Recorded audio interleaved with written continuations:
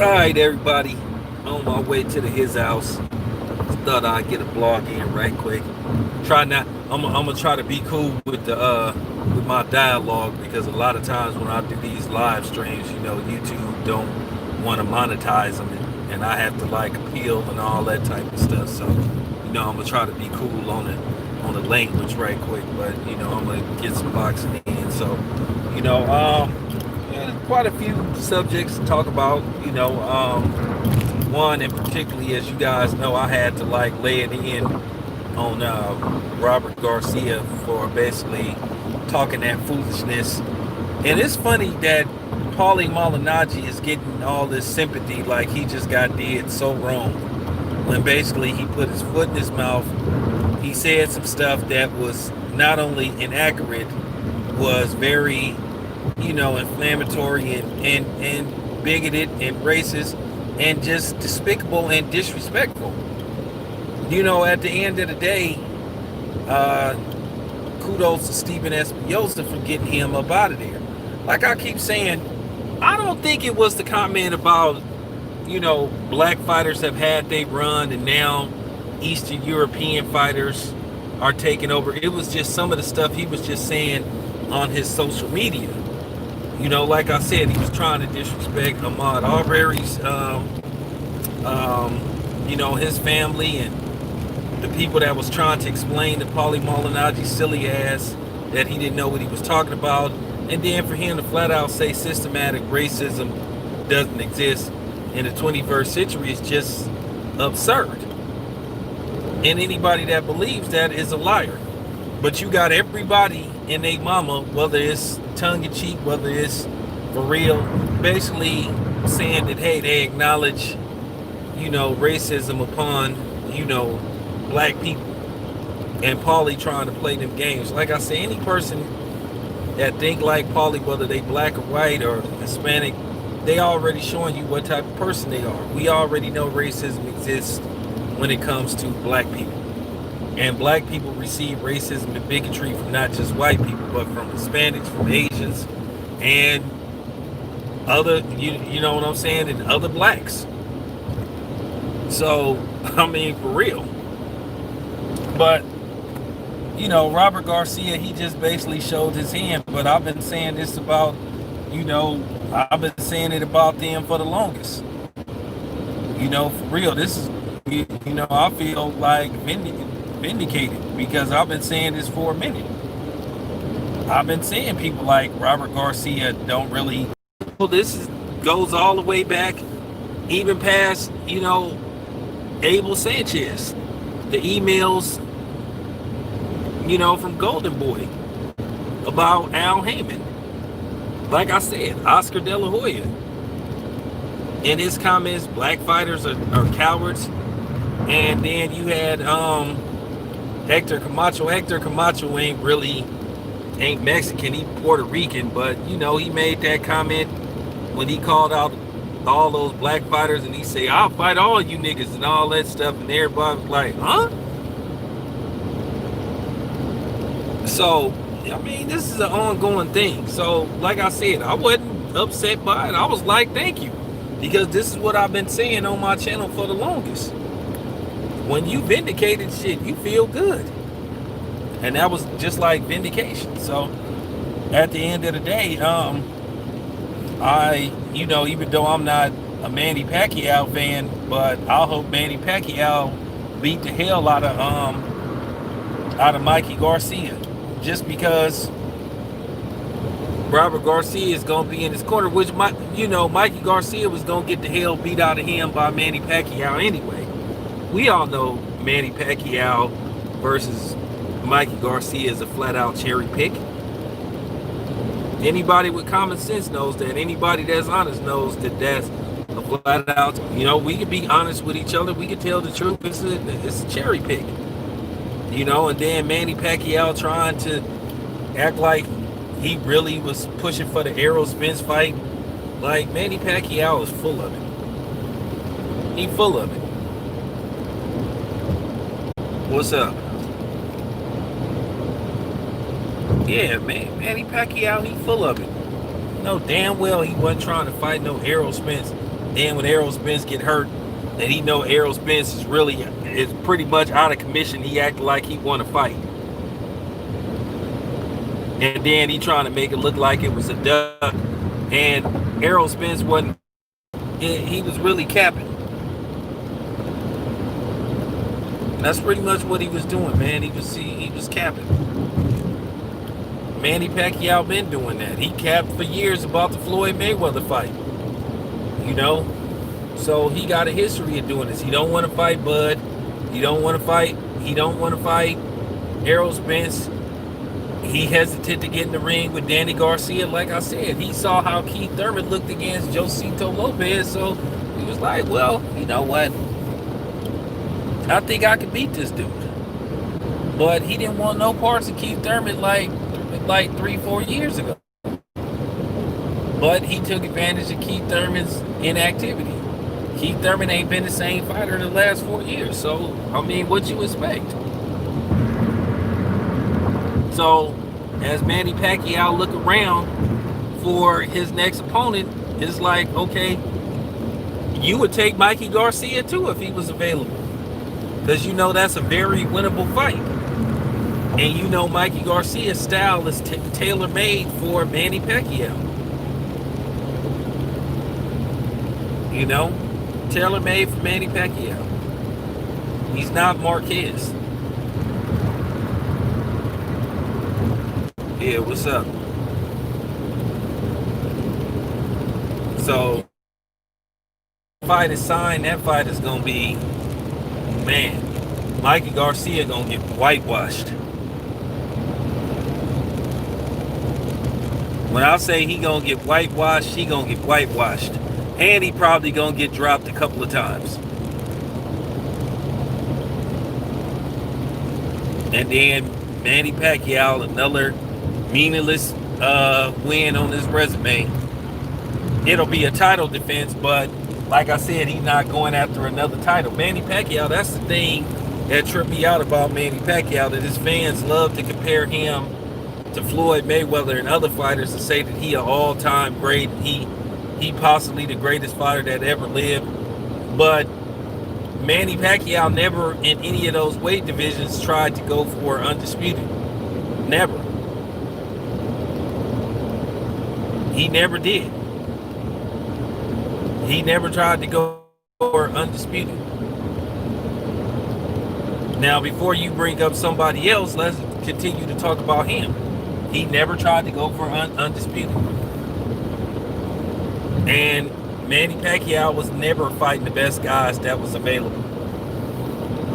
He fought guys that he knew or that he had the best chance of beating. He fought Timothy Bradley because Timothy Bradley was like, okay, Timothy Bradley can box, but he's not a big puncher.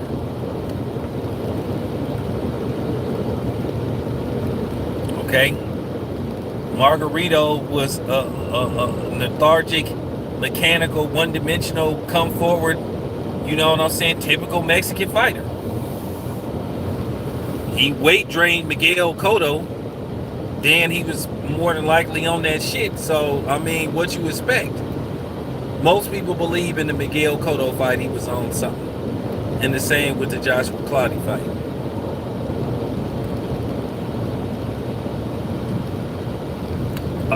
Check this out, dude. No, he didn't. So don't come on here with that. We ain't talking about Floyd. We talking about Manny Pacquiao. Okay? Let's see. I'm about to kill your whole argument. No. Don't type nothing else. Don't type nothing else. This is my shit. Okay? Let's see. Manny Pacquiao beat Margarito. Sugar Shane Mosley beat Margarito. Miguel Cotto beat Margarito.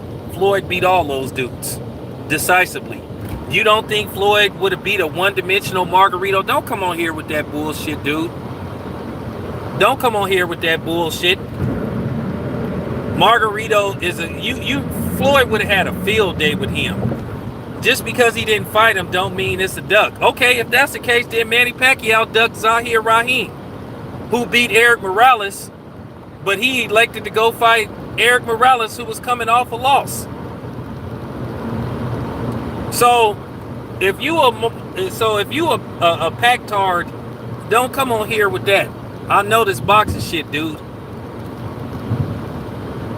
And then, not to mention, Margarito had that shit in his hands. So what? Also, dude. You talked about him having an autograph session. That don't mean nothing. Riddick Bowe said he wasn't afraid of Lennox Lewis. So did that fight ever happen? No. Bruh, bruh, don't try it with me. I didn't start watching boxing in 2012. You got the wrong dude. Margarito was hot garbage. And then, not to mention, and then said, hold. But he retired. Hey, then not to mention, Manny Pacquiao weight drained Margarito. He weight drained Margarito. He didn't even fight him at the full junior middleweight. And Margarito was coming off a year-long suspension. What, you don't think I know my boxing? Are you serious? Margarito. Hey man, go on and clap these dudes. I don't have time for this foolishness. So just go on and clap these two dudes, or I'll do it. Cause I ain't got time for this.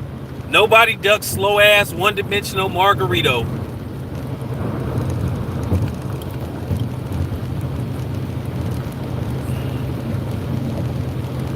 Manny ain't never been undisputed.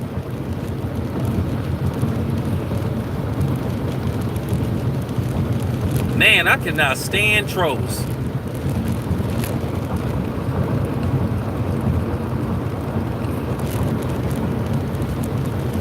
That's subjective. I don't really like to do that GOAT shit because it's subjective. You can say whoever you want to say is the GOAT. If you think Manny Pacquiao is the GOAT, that's your right.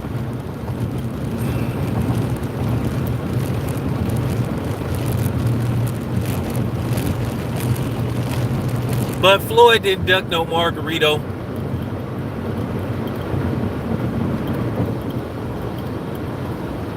Oh, Margarito pulled up on Floyd Mayweather. Like, a lot of fighters. Amir Khan was sitting up next to Floyd Mayweather saying that he wanted to fight him. What do that mean?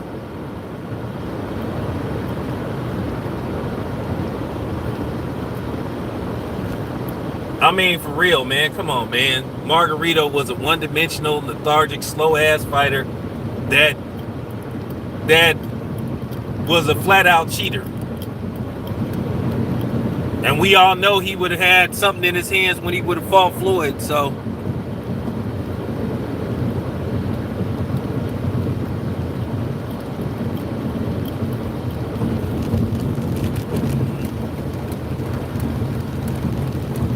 Floyd would have beat the beef and beans out of Margarito.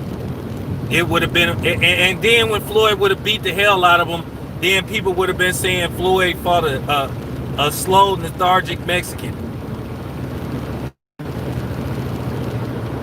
What is there to duck about Margarito? And the only reason why Bob Arum was trying to make that fight is because he knew Margarito had that shit in his hands. So, I mean, if Margarito is your best argument, you in deep trouble.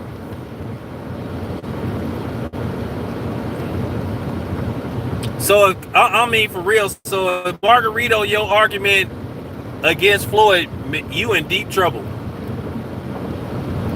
Because he got his ass beat by Pacquiao. And then in the second fight with Cotto, he got his ass beat. And then he got his ass beat by Sugar Shane Mosley.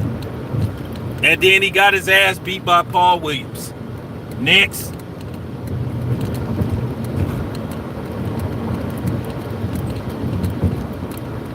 Margarito stole like about 5 fights from Miguel Cotto what he did. And like I said before, Margarito's ass should have went to jail, and he should have never been allowed to box again.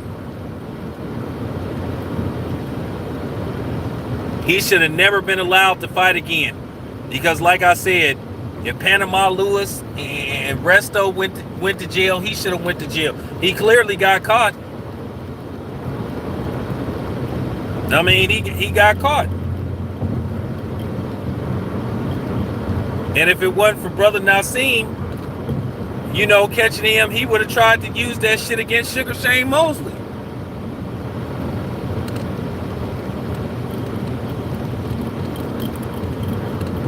It's no telling how many fights he used that fight in. And he probably used that shit against the first fight with Sergio Martinez. Remember, he stopped Sergio Martinez when they fought. And then after they discovered that shit, he didn't want to fight Sergio Martinez again. So Margarito probably had been using that stuff for a while.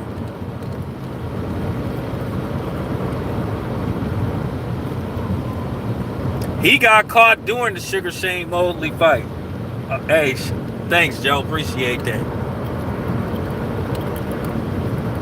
All right, so let me move on right quick.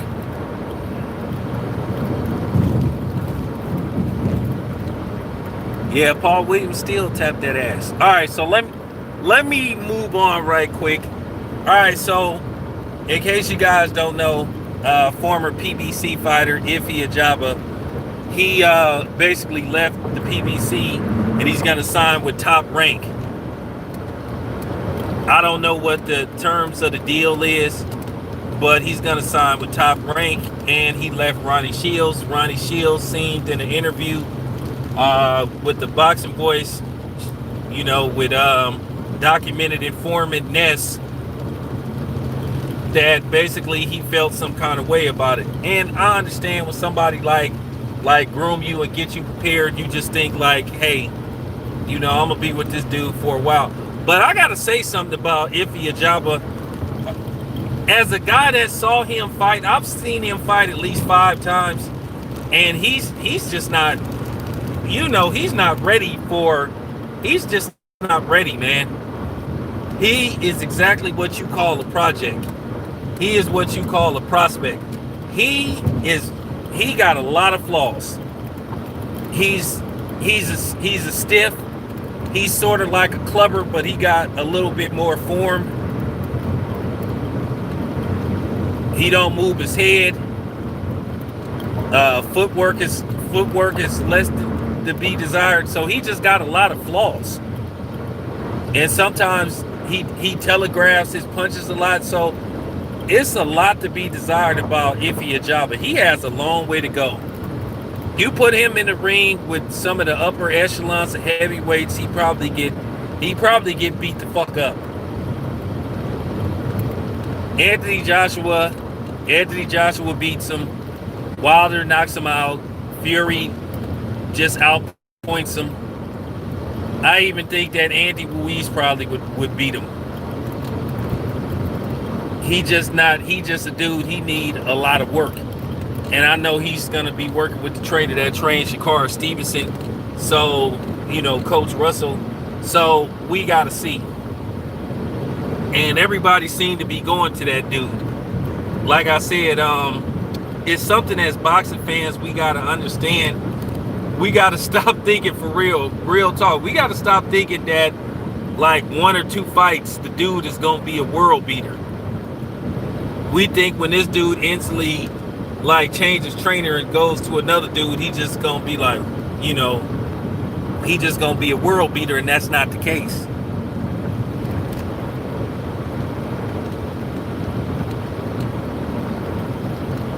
Now that would be kind of interesting. I still would go with Dillian White because of the experience, but dude got a long way to go. Yeah, that's true. But I just think Iffy Ajaba, he got a long way to go. You got to admit the dude is like, he got a lot of flaws. But you know, in boxing, anything can happen. Like you right about that. I wish I could go back in time with $5,000 and bet on Buster Douglas versus Mike Tyson. Because I mean, anything could happen, but for the most part, you would probably go with Dillian White just off the experience. But anything can happen. Because like I said, if I had 5 racks and I found a time machine, I'm definitely going back to 1990. I'm putting all that money on Buster Douglas. See, that motherfucker was like 64 to 1 underdog. Like, basically they gave him no chance to win that fight. So I mean, stranger things have happened. You know, but Mike Tyson was totally so undisciplined for that fight to where when you heard what Mike Tyson had did before the fight, you was like, well, no wonder he got knocked out. He had did all kind of crazy stuff. So, you know, it didn't surprise me when I found out all the stuff Mike Tyson had did leading up to that fight.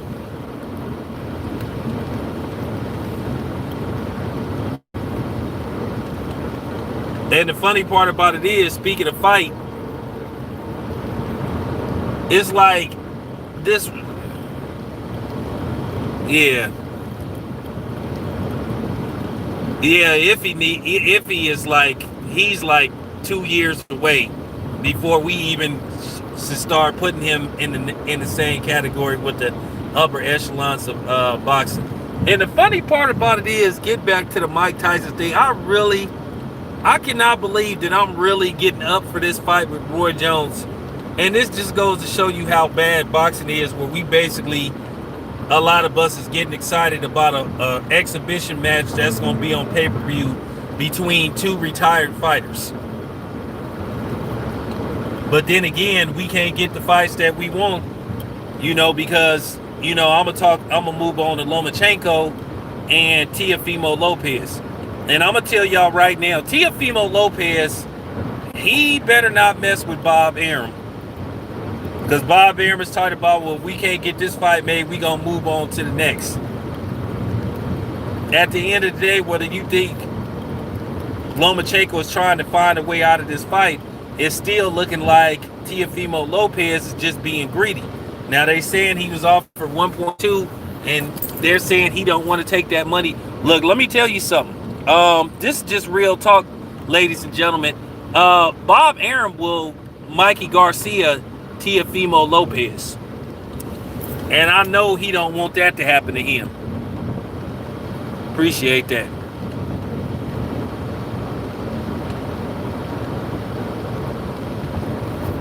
So, if I was Teofimo Lopez, take the 1.2 and get in the ring. More than likely, that's your biggest payday. I don't think you made that much versus Richard Comey. I was at that fight in New York City, so I don't think you made no $1.2 million. So take the money, take the Lomachenko fight. Because more than likely, it's going to be on pay-per-view anyway, from what I heard. So Teofimo better not piss Bob Arum off, because we all know that Bob Arum don't want to outsource that fight. He do not want to try to find like a Devin Haney, and I know Gary Russell Jr. said he would step in.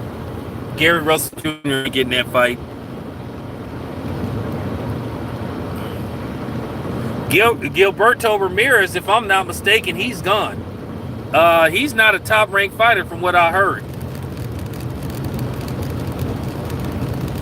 I heard that he's going to be coming to PBC. I know DAZN has interest in him, and then there's, of course, Golden Boy, and then PBC, but I heard he might go to PBC direction.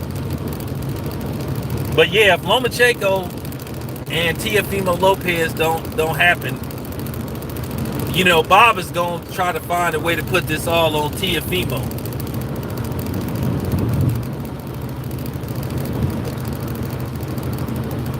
and he gonna shelf it. And I'm telling you now, he gonna shelf Teofimo, because you guys got to understand. I know they trying to get this fight set for October, which time is running out. And this fight is going to be on pay-per-view. Now, how much they charge for the pay-per-view, well, that's yet to be determined. But I guarantee you it ain't going to be no damn 70, 80 bucks. And you got to wonder what type of card they going to put together too. But Teofimo, he better not play that game with Bob, because I promise you, Bob will shelf him. And then next thing you know, he'll be talking to us saying help him get out of his contract with Top Rank. So he better take the fight. Just take the fight. But I think he's gonna take the fight, because like I said before, why would Bob Arum try to do a deal with Al Heyman? We already know Tank is not available. And I just think that as far as Devin Haney go, I think that Lomo doesn't want that fight. Because if it was up to Lomachenko, he would fight Tank Davis, because he feel like Tank have the most beatable style for him. But to me, I think Tank, if he lands something meaningful, he could do some serious damage to Lomachenko. I don't think Tank is going to be a cakewalk. For real. But, Tank got his, he got a fight date. He got a date with Leo Santa Cruz. And he's training with Floyd. And from what I see how he's training to get a knockout. He wants the stoppage. That's real talk. He looking for the stoppage. Floyd is training Tank to stop Leo Santa Cruz. And I'm going to tell you guys right now, nothing less than a stoppage is going to be accepted. He's going in there to stop Leo Santa Cruz, and I think Tank will stop him. I'm gonna be honest with you guys. This fight better not go longer than 6 rounds. I'm just keeping it 100. If this fight go longer than 6 rounds, that's a disappointment to me. Because what can Leo Santa Cruz do to Tank? He's a light puncher. He's not gonna, he's gonna be there to be hit. I don't see nothing that Leo Santa Cruz could do to keep Tank off of him.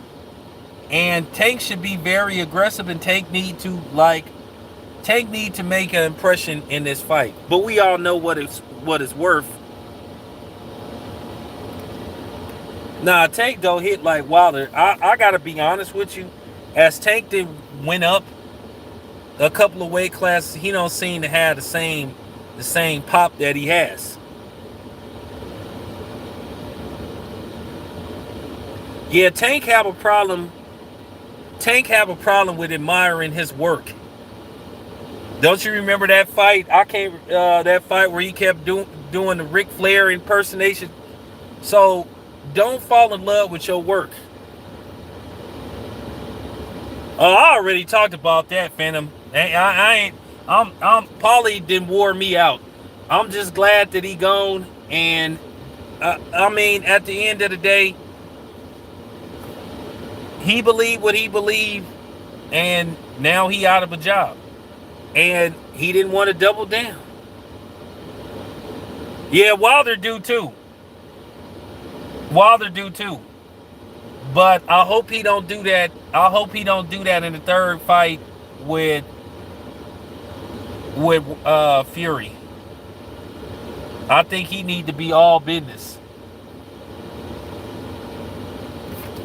All right, you guys. I'll be back later on today. Thanks for tuning in.